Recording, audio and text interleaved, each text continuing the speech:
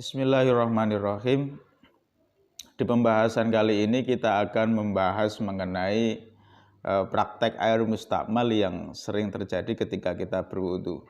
Ada sebuah pertanyaan dari salah satu netizen tentang air mustakmal, yakni dalam prakteknya ketika semisal ada orang berwudu terus kemudian sisa daripada air wudunya, semisal dia membasuh muka terus kemudian sisa-sisa air basuhan muka ini ada yang menetes ke kolah atau bahkan menetes ke telapak tangan atau air yang ada di telapak tangan untuk basuhan selanjutnya. Apakah air yang ada di dalam kolah atau air yang ada di telapak tangan ini menjadi mustakmal karena tercampur oleh air mustakmal atau air yang jatuhan dari basuhan muka. Namun sebelum kita membahas mengenai permasalahan tersebut, terlebih dahulu kita akan mengupas sedikit tentang definisi daripada air mustakmal itu sendiri. Di dalam kitab Fathul Qorib dijelaskan definisi daripada air mustakmal. Air mustakmal itu wahwa al-ma'u al-mustakmalu fi rafi hadasin au izalati najisin. Jadi yang pertama, air mustakmal itu disebabkan karena untuk menghilangkan hadas, baik itu hadas kecil ataupun hadas besar. Jadi sisa-sisa air yang sudah digunakan untuk berwudu atau digunakan untuk mandi besar itu sudah dikatakan air mustakmal. Au izalati najisin atau untuk menghilangkan najis. Jadi air yang digunakan untuk menghilangkan najis itu tidak serta-merta sisanya terus kemudian menjadi najis. Bisa juga menjadi mustakmal dengan syarat-syarat tertentu. Ya, cuman tidak kita bahas di pembahasan kali ini. Kemudian setelah kita membahas definisi air mustakmal, yakni termasuk dalam kategori air yang suci tapi tidak mensucikan, itu adalah air yang mutaghayyir bima khalatahu minat thahirati, yaitu air yang berubah disebabkan tercampur oleh perkara suci yang lain. Nah, perubahan itu ada dua, ada perubahan yang hissi dan ada perubahan yang takdiri. Perubahan hissi itu artinya perubahan yang bisa kita lihat, bisa kita indra, itu perubahan yang hissi. Semisal warnanya kelihatan berubah menjadi merah atau menjadi apa, itu perubahan yang hissi. Seperti contoh air putih terus kemudian dicampur teh, maka itu dikatakan perubahan yang hissi karena kelihatan jelas warnanya menjadi warna teh dan seterusnya. Status air yang seperti ini itu dia suci tapi tidak mensucikan. Yang kedua, ada perubahan yang namanya perubahan takdiri. Takdiri artinya dia mengalami perubahan tapi tidak bisa kita indra, tidak kelihatan, ketika kita lihat tidak kelihatan ada perubahan, tapi dikira-kirakan itu berubah.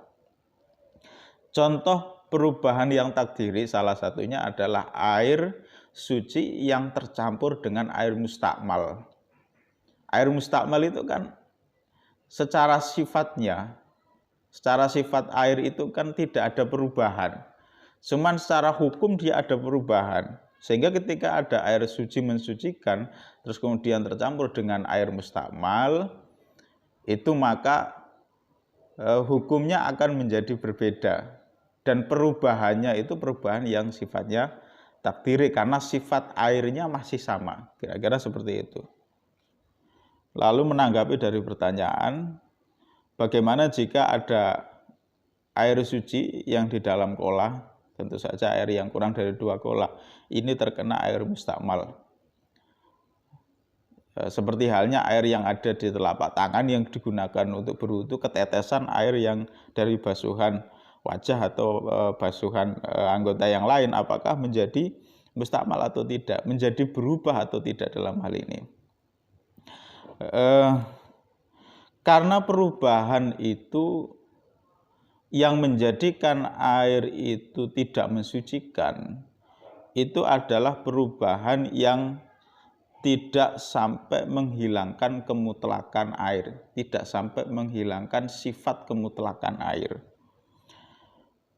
Ketika dia perubahannya sedikit, maka air itu dia tetap dalam keadaan suci dan mensucikan.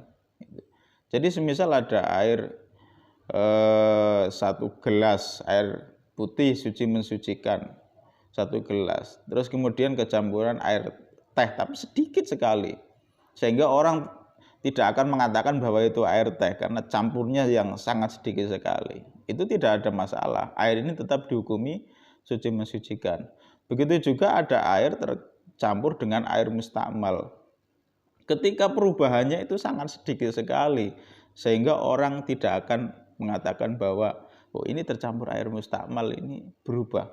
Maka air itu tetap dihukumi suci mensucikan. Yang menjadi masalah itu adalah masalahnya adalah perubahan ini tidak bisa dilihat secara hissi, tidak bisa dilihat secara indera. Bagaimana cara mengira-ngirakannya?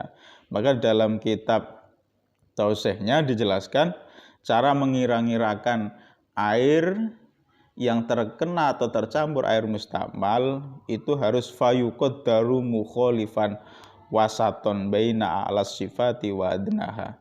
Dikira-kirakan dengan sesuatu yang mukhalif. Sesuatu yang mukhalif itu sesuatu yang berbeda, tapi berbeda ini sesuatu berbeda yang sedang atau yang tengah-tengah, yang wasaton. Bukan sifat yang terlalu kuat atau sifat yang terlalu ringan. Sifat yang tengah-tengah, yang sedang itu sifat yang seperti apa? Dijelaskan atu'mutu'murruman. Jadi seandainya air yang ada di dalam kolah yang sedikit itu, seandainya tercampur dengan air mustakmal yang 1 tetes itu atau 2 tetes itu kira-kira kita kira-kirakan ketika tercampur, kira-kira kita andaikan air yang menetes di dalam kolah 1 tetes itu semisal atu'mutu'muruman, dia rasanya itu seperti rasanya buah delima. Itu kira-kira air yang di dalam kolah akan berubah tidak rasanya. Itu. Walaunu launul asir. Warnanya itu warna perasan anggur. Jadi kita kira-kirakan air yang menetes di dalam kolah atau di tangan kita itu warnanya warna perasan anggur. Ketika kejatuhan itu kira-kira akan berubah tidak? Gitu. Terus yang ketiga warihurihul ladan. Baunya itu bau seperti bau ladan. Ladan itu sepemaham kami ladan itu sejenis wewangian, sejenis kemenyannya orang Arab. Jadi seandainya ada ladan yang masuk ke dalam kolah dengan jumlah tetesan yang dari muka itu, yang dari basuhan itu akan berubah baunya seperti baunya ladan atau tidak. Kira-kira seperti itu. Itu cara mengira-ngirakannya. Jika kita kira-kirakan air yang menetes ke dalam kula, air mustakmal yang menetes ke dalam kula, itu seperti rasanya seperti rasanya ruman, warnanya seperti warnanya perasan anggur, dan baunya seperti bau ladan. Ketika kok ternyata kita kira-kirakan, seandainya kita kira-kirakan berubah, maka air itu baru dikatakan mutaghayyir, dikatakan berubah dan sifatnya air menjadi suci tidak mensucikan. Tapi seandainya kita kira-kirakan yang menetes itu sangat sedikit sekali sehingga ini kalau tetesan segini tidak mungkin akan berubah, maka ya tetap hukum air itu tetap suci mensucikan.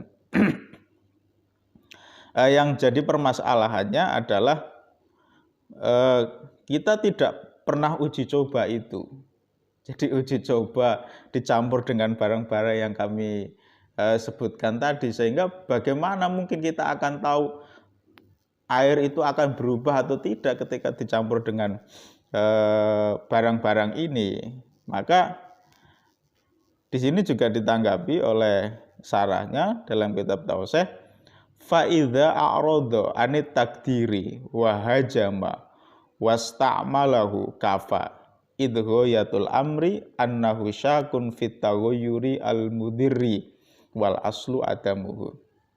Jika seandainya kita pun tidak melakukan eksperimen ini, tidak mau melakukan eksperimen ini. Jadi ketika ada air yang menetes dalam pola terus kita tidak melakukan eksperimen ini, bagaimana? Maka wahajama itu pokoknya langsung saja dipakai. Jadi ini kira-kira ketetesan segini ini berubah atau tidak ya, kira-kira seperti itu. Dan dia tidak mau melakukan itu. Alas pokoknya dipakai sajalah, kira-kira seperti itu. Wastamalahu kafa, dan kita gunakan saja air itu, maka kafa. Kafa artinya sudah mencukupi. Dalam artian air ini tetap dihukumi suci mensucikan. Jadi pada intinya bahwa semuanya dikembalikan kepada hati kita masing-masing gitu, karena ini hubungannya adalah masalah keyakinan ragu atau tidak. Jadi sekali lagi kalau semisal ada air mustakmal yang menetes ke dalam kolah atau ke dalam tangan kita, maka kembalikan kepada hati kita. Ini kalau kecampuran segini kira-kira berubah atau tidak, kecampuran tetesan-tetesan itu. Kalau hati kita ragu dan kita langsung pakai saja, maka itu tidak ada masalah. Air itu tetap dihukumi suci mensucikan. Kecuali kalau hati kita mengatakan, wah ini yang menetes banyak sekali, sedangkan air yang digunakan dalam pola itu sedikit. Wah ini pasti berubah. Kalau seperti itu baru dihukumi air ini sudah suci, tidak mensucikan. Kenapa seperti itu? Idghayatul amri annahu syakun fit taghayyur al mudir. Karena yang menjadi pembahasannya adalah orang yang berwudu dalam hal ini dia ragu apakah perubahan ini perubahan yang berbahaya, artinya perubahan yang sampai merubah sifat atau tidak. Itu kan masih ragu. Ketika ragu tentang sifat daripada air itu, maka dikembalikan kepada sifat asli air, yaitu suci dan mensucikan. Gitu. Mungkin itu pembahasan kita kali ini mengenai air mustakmal. Mudah-mudahan bermanfaat. Jika masih ada yang belum paham atau ada pertanyaan-pertanyaan lain, bisa komen di kolom komentar. Sekian, wallahu a'lam bishawab.